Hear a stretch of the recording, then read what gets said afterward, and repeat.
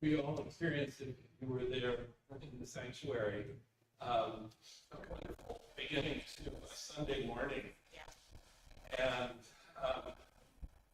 I think Lindsay had real foresight in suggesting the work that we would do for adult education today, watching a TED Talk, which is on the subject of adult development. And it has to do with a study that was done at Harvard University beginning many, many years ago, some 75 years ago, and continues today, and began a little differently than with children, but eventually developed into children and following them through into their adult lives. And this study goes on today. So I think that was foresight on her part, and it only struck me as I was sitting in the sanctuary and watching the children and enjoying the musical. So to help us get into the adult education mood, a psalm. Psalm 92, a few verses, not the whole.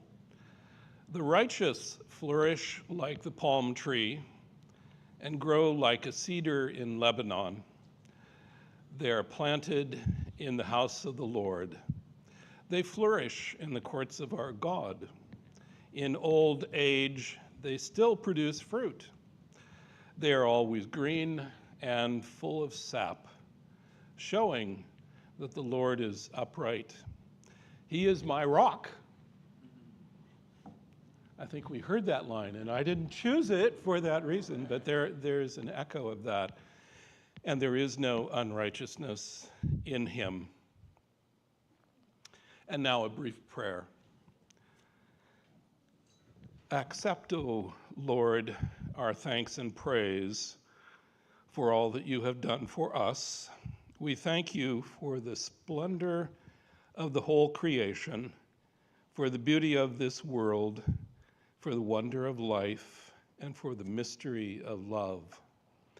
We thank you for the blessing of family and friends, and for the loving care which surrounds us on every side. Grant us the gift of your Spirit, that we may know Christ and make him known, and through him, at all times and in all places, may we give thanks to you in all things. Amen. That's from the Episcopal Book of Common Prayer. It's nice to see some people here this morning. I was wondering how many would come. This is the last class before the summer break, as you know, and things pick up again in fall. Lindsay is not here, and I think you know why. But Will is here, so can you give us an update? Will, how are things going at your house? Great. There's no baby yet. She's resting, which is good. Yes. She's resting and should be. So Lindsay recommended that a TED Talk would be appropriate for today. So after we see it, it takes about 13 minutes, 14 minutes. That's all. We'll follow that with some discussion. And also, Lindsay has requested some feedback on the past year of adult education.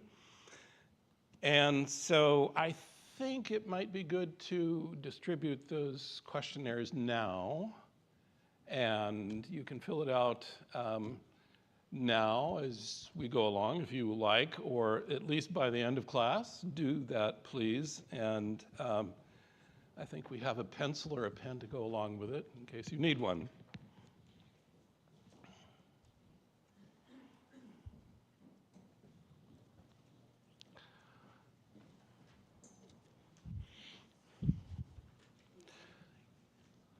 So this TED Talk is a popular one, and I wouldn't be too surprised if there aren't some people here this morning who haven't seen it already. I recall in months past that Pastor Stephen referred to this in a sermon. I think it was in connection with sign up for small groups, which is still going on, right? Not yet finished. They did start, but you can still sign up. It started, but you can still sign up, I understand. So it was in that connection that I first heard of the Harvard Adult Development Study. And Stephen thought it was a great kind of rationale for starting small groups here at APC. The speaker is a man named Robert Waldinger. He's a professor of psychiatry at Harvard Medical School. I was interested to learn that he is a Zen master in both Soto Zen and Rinzai Zen, two very different types of Zen. Nothing in the TED Talk would clue you into his being a self-identified Buddhist, but that is the case. The Harvard Adult Development Study, as I mentioned earlier, has been going on for a long, long time.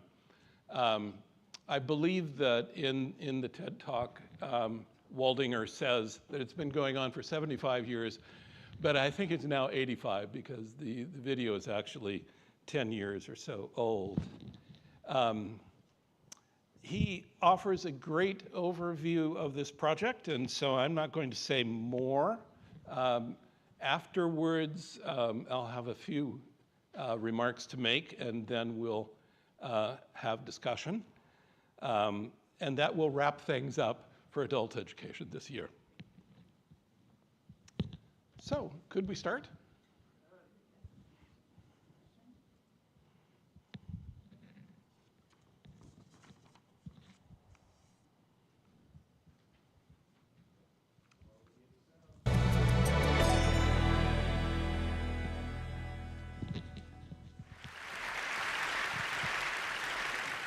What keeps us healthy and happy as we go through life? If you were going to invest now in your future best self, where would you put your time and your energy? There was a recent survey of millennials asking them what their most important life goals were. And over 80% said that a major life goal for them was to get rich. And another 50% of those same young adults said that another major life goal was to become famous. And we're constantly told to lean into work, to push harder and achieve more. We're given the impression that these are the things that we need to go after in order to have a good life. Pictures of entire lives, of the choices that people make and how those choices work out for them, those pictures are almost impossible to get. Most of what we know about human life, we know from asking people to remember the past. And as we know, hindsight is anything but 20/20. We forget vast amounts of what happens to us in life, and sometimes memory is downright creative.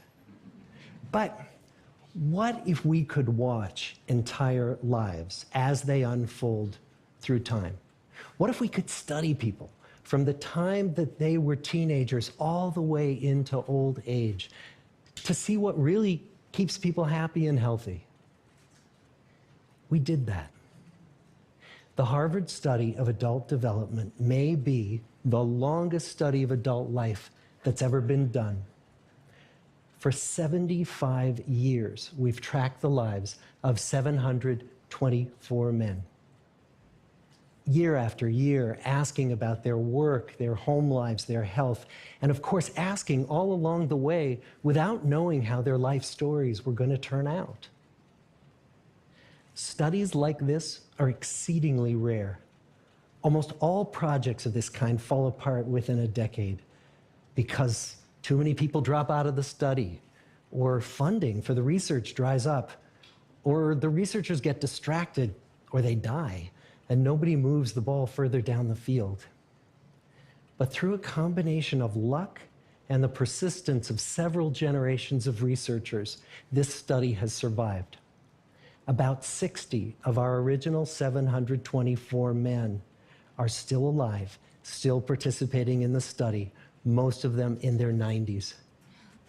And we are now beginning to study the more than 2,000 children of these men. And I'm the fourth director of the study. Since 1938, we've tracked the lives of two groups of men. The first group started in the study when they were sophomores at Harvard College. They all finished college during World War II, and then most went off to serve in the war. And the second group that we've followed was a group of boys from Boston's poorest neighborhoods.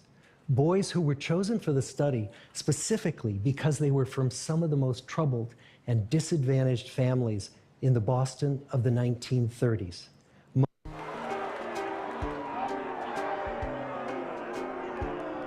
I used to administer pain. Now, I just administer paperwork. Most lived in tenements, many without hot and cold running water. When they entered the study, all of these teenagers were interviewed, they were given medical exams. We went to their homes and we interviewed their parents. And then these teenagers grew up into adults who entered all walks of life. They became factory workers and lawyers and bricklayers and doctors, one president of the United States. Some developed alcoholism, a few developed schizophrenia. Some climbed the social ladder from the bottom all the way to the very top, and some made that journey in the opposite direction. The founders of this study would never in their wildest dreams have imagined that I would be standing here today, 75 years later, telling you that the study still continues. Every 2 years, our patient and dedicated research staff calls up our men and asks them if we can send them yet one more set of questions about their lives. Many of the inner city Boston men ask us, "Why do you keep wanting to study me? My life just isn't that interesting." The Harvard men never asked that question.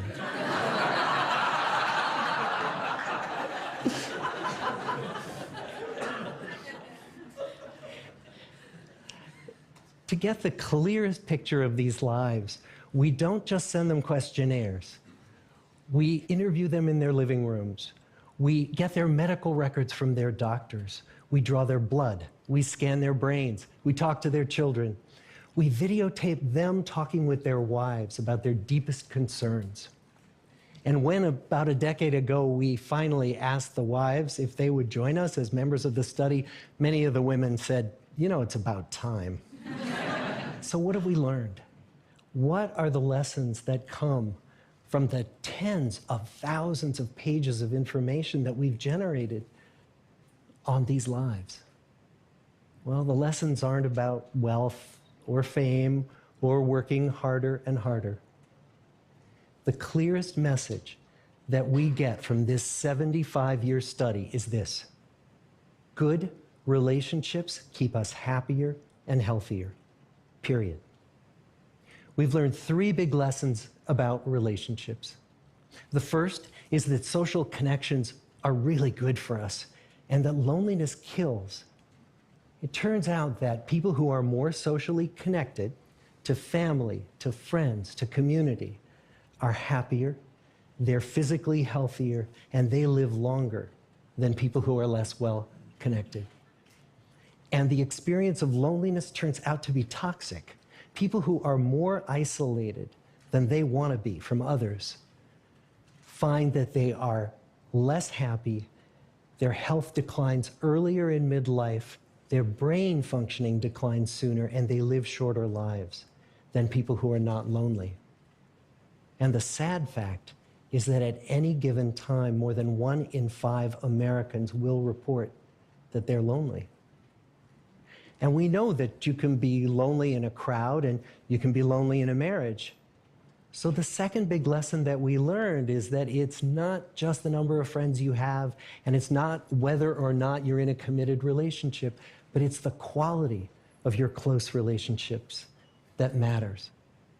It turns out that living in the midst of conflict is really bad for our health. High conflict marriages, for example, without much affection, turn out to be very bad for our health, perhaps worse than getting divorced. And living in the midst of good, warm relationships is protective. Once we had followed our men all the way into their 80s, we wanted to look back at them at midlife and to see if we could predict who was going to grow into a happy, healthy octogenarian and who wasn't. And when we gathered together everything we knew about them at age 50, it wasn't their middle-aged cholesterol levels that predicted how they were going to grow old. It was how satisfied they were in their relationships. The people who were the most satisfied in their relationships at age 50 were the healthiest at age 80. And good, close relationships seem to buffer us from some of the slings and arrows of getting old. Our most happily partnered men and women reported in their 80s that on the days when they had more physical pain, their moods stayed just as happy. But the people who were in unhappy relationships, on the days when they reported more physical pain, it was magnified by more emotional pain. And the third big lesson that we learn about relationships and our health is that good relationships don't just protect our bodies, they protect our brains. It turns out that being in a securely attached relationship to another person in your 80s is protective, that the people who are in relationships where they really feel they can count on the other person in times of need, those people's memories stay sharper longer. And the people in relationships where they feel they really can't count on the other one, those are the people who experience earlier memory decline. And those good relationships, they don't have to be smooth all the time. Some of our octogenarian couples could bicker with each other day in and day out. But as long as they felt that they could really count on the other when the going got tough, those arguments didn't take a toll on their memories. So, this message that good, close relationships are good for our health and well-being, this is wisdom that's as old as the hills. Why is this so hard to get and so easy to ignore? Well, we're human. What we'd really like is a quick fix, something we can get that'll make our lives good and keep them that way. Relationships are messy and they're complicated, and the hard work of tending to family and friends, that's not sexy or glamorous. It's also lifelong. It never ends. The people in our 75-year study who were the happiest in retirement were the people who had actively worked to replace workmates with new playmates. Just like the millennials in that recent survey, many of our men, when they were starting out as young adults, really believed that fame and wealth and high achievement were what they needed to go after to have a good life. But over and over these 75 years, our study has shown that the people who fared the best were the people who leaned into relationships with family, with friends, with community. So what about you? Let's say you're 25, or you're 40, or you're 60. What might leaning into relationships even look like? Well, the possibilities are practically endless. It might be something as simple as replacing screen time with people time, or livening up a stale relationship by doing something new together, long walks or date nights, or reaching out to that family member who you haven't spoken to in years because those all too common family feuds take a terrible toll on the people who hold the grudges. I'd like to close with a quote from Mark Twain. More than a century ago, he was looking back on his life, and he wrote this: "There isn't time, so brief is life, for bickerings, apologies, heartburnings, callings to account. There is only time for loving, and but an instant, so to speak, for that. The good life is built with good relationships." Thank you.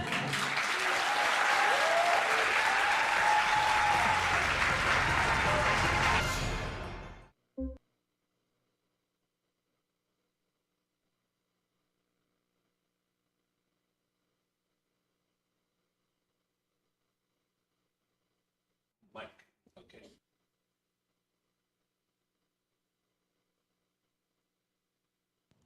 Short and sweet and to the point.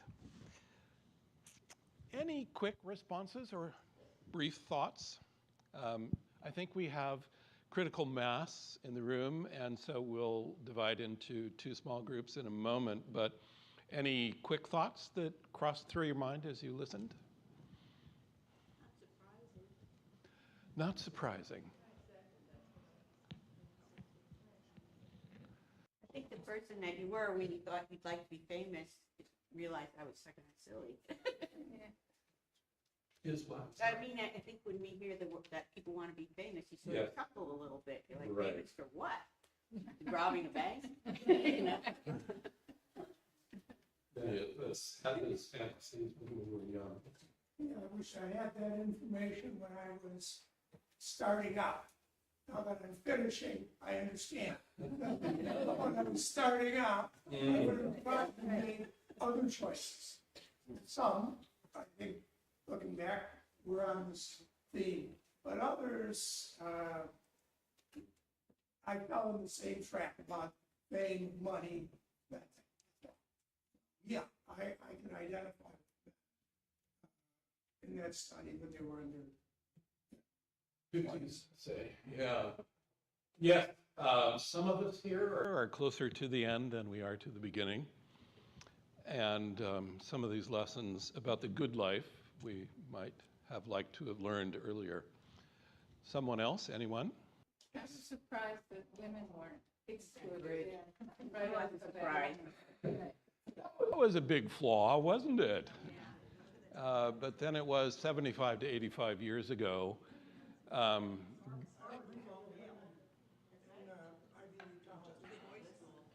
That was before Harvard became co-ed.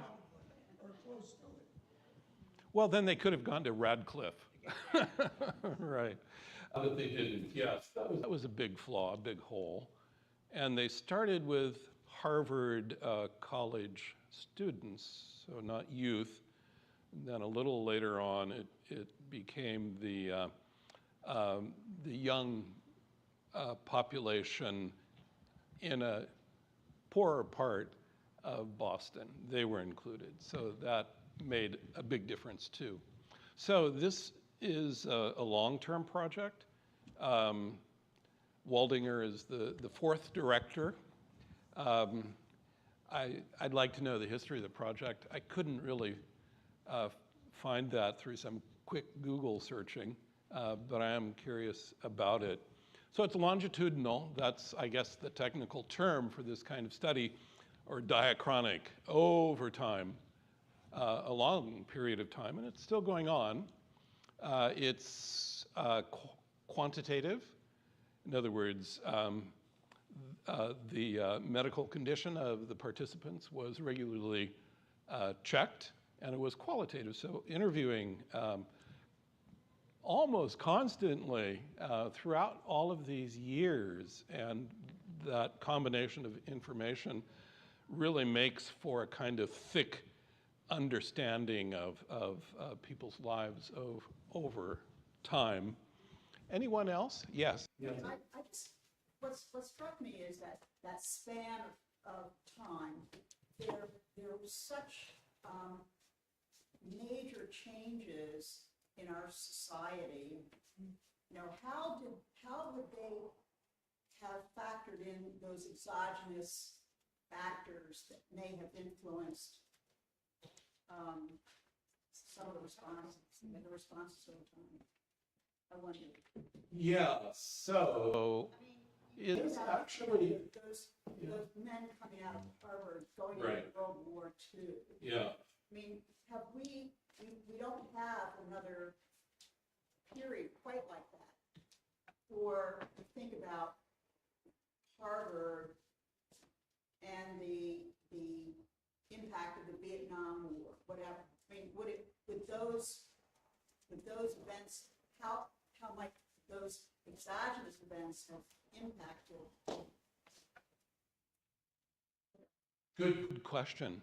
And I think if there is any answer at all, it might come from the book that Waldinger and a co-author brought out just a couple of years ago called The Good Life, Lessons from the World's Longest Scientific Study of Happiness.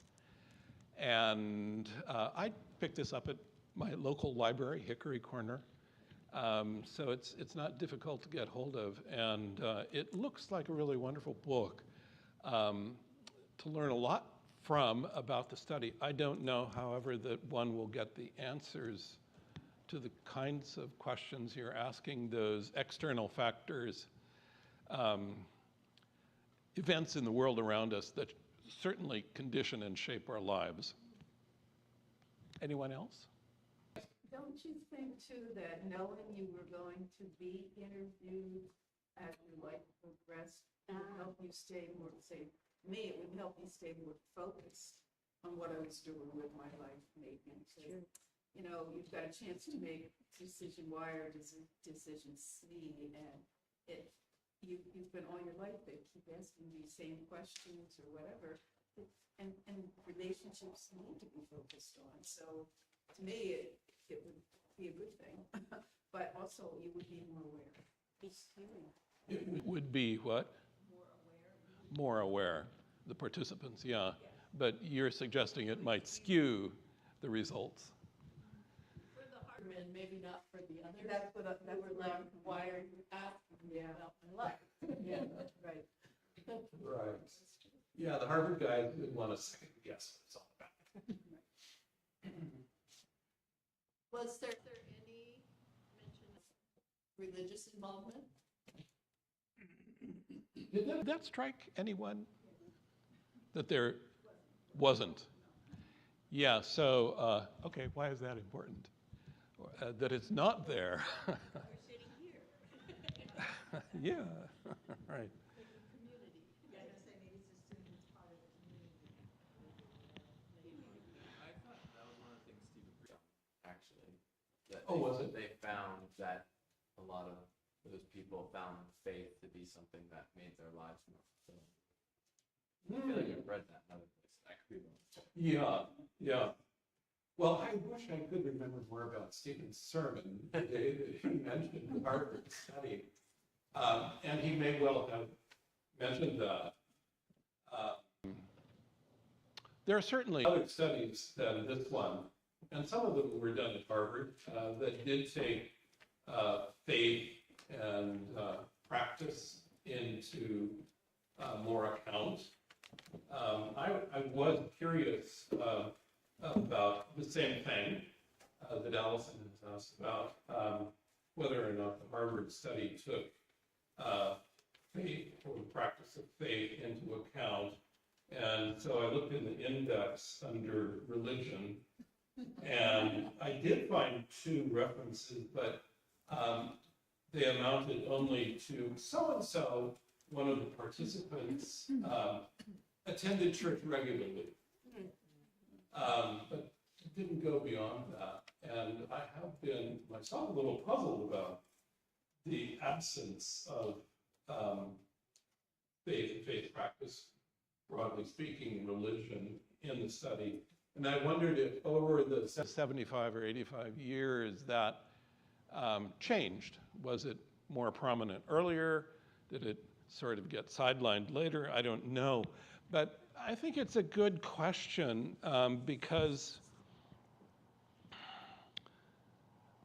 as some have noted, there's a lot that seems a bit obvious, even though who among us has learned those lessons early enough in life or practiced them well enough in life to be able to brag about it? Probably none of us here. But when religion comes into the subject, for me that has to do with purpose. It has to do with meaning. And that, I think, could be subsumed under the rubric of relationships, I suppose. But what we have here at APC and wherever people of faith congregate, and not only Christians, of course, but people of other faiths as well, has to do surely with relationships, but that's not all that it's about.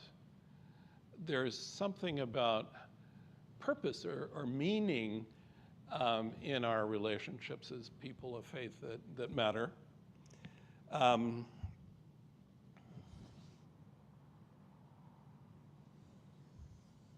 So that struck me.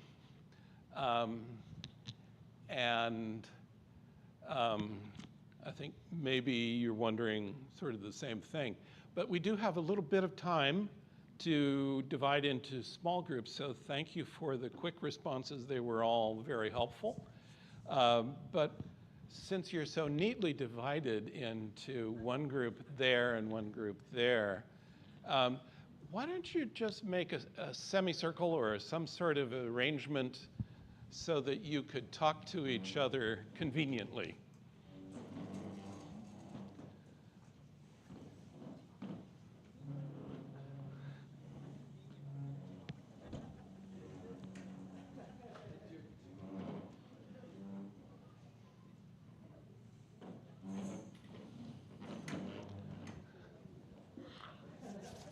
Do you all know each other? If you do, that's good, but one of my experiences in adult education is that I'm talking to people that I don't know the names of on many Sundays. And so if you don't know each other's name, take the time to learn it. And I would suggest doing it in a very rudimentary way. Go around the circle and identify yourself by name before you start.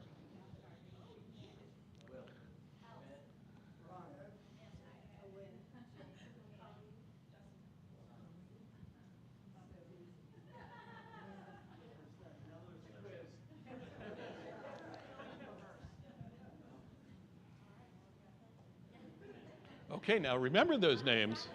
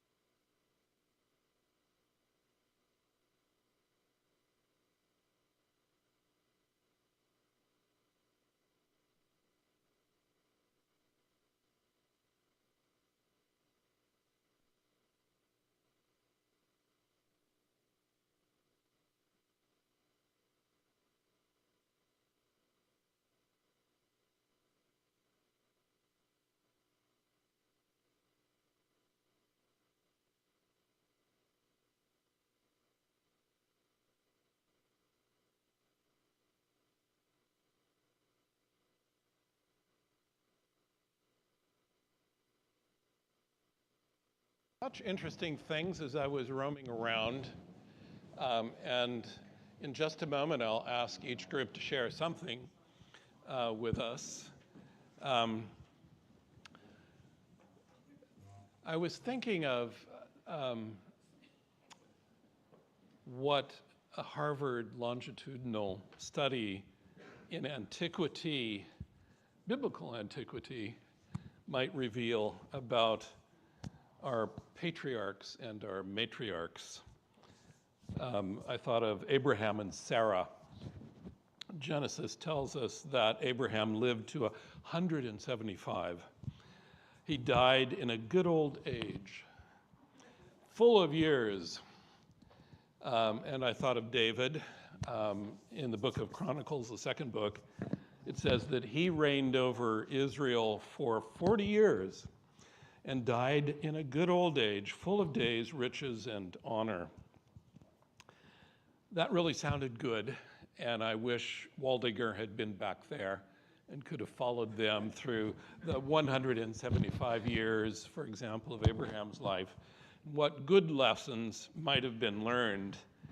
But I also thought of a verse like Job in the 21st chapter, where he asks of God, why do the wicked live on, reach old age, and grow mighty in power?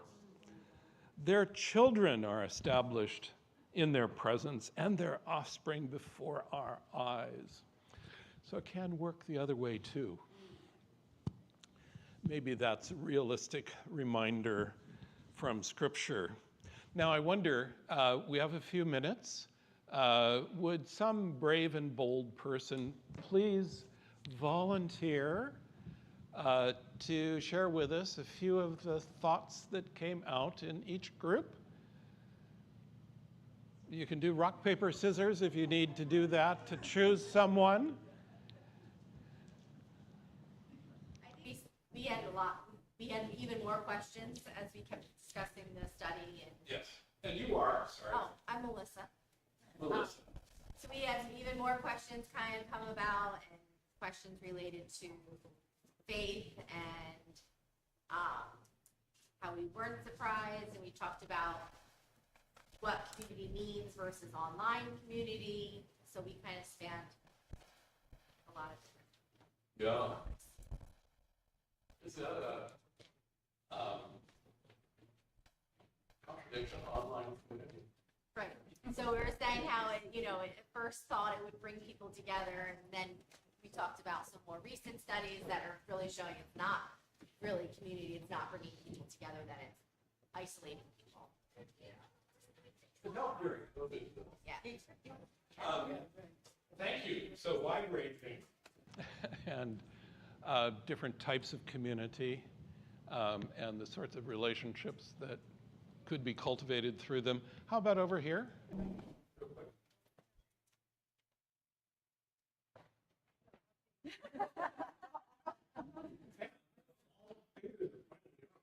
I don't have a summary, but we talked about, Nancy made the point of like what qualifies us, a relationship. It looks so different to many of us.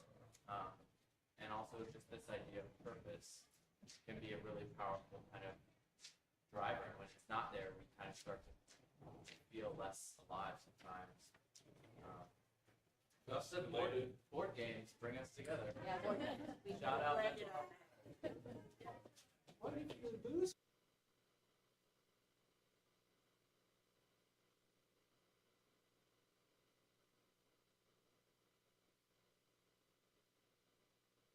Good and basic question. What do we mean by relationship? So it comes down to, well, I hate to say the definition. We can talk about that a lot. And it's good that it came up. Now, that's it for today, but I'd like to get the surveys back, but I have a little survey of my own that I want to give before we split. And I mentioned mentioned earlier that I often feel in this space that I'm hamstrung to some extent from participation because I don't know names. And I often hear, last week was a good example, really interesting things that come out in discussion. And I'd like to carry it a little further, but I don't know how because I don't know the person's name. And so that's why I asked Melissa what her name is. And if I were to suggest a sort of guideline for the coming year of adult education, it would be let's somehow find ways to get names out so that we can learn something about each other. We often learn many things about our personal stories, but not our names. So I hope you're with me on that because I'm going to look for ways to do that. I've only been here 2 years, and some of you have been here many, many years, but maybe you feel like you've been handicapped. Yeah. Okay, good. The other thing is, on my survey, are you happy with this seating arrangement? Well, you often need to know, right? You do. Probably. Yeah. But So, what if we were in a semicircle? Yeah. or Yeah. so we needed it? Right. So we have to see each other. Yes, hello. She had us in a Yes, circle. sir. She had us. Yeah. That was okay. well, it could be, Well, you could see one another. could be a circle. Like, I'm really enjoying seeing everybody right now. Yeah. Yeah, we're sort of front benchers, Allison and me, and we don't even know who's behind us. And so a formation that would give us a better view of each other, I think would help. It could be a circle, a semicircle, a square, a rectangle, or a triangle. And depending upon the numbers who attend on any particular Sunday, we could do one or the other. But I would advocate for a semicircle to begin with, that the chairs be set up as a semicircle with only a couple of rows and not 1, 2, 3, 4 rows the way they are now. Anyone agree with me on that? Okay, thank you and see you all in the fall.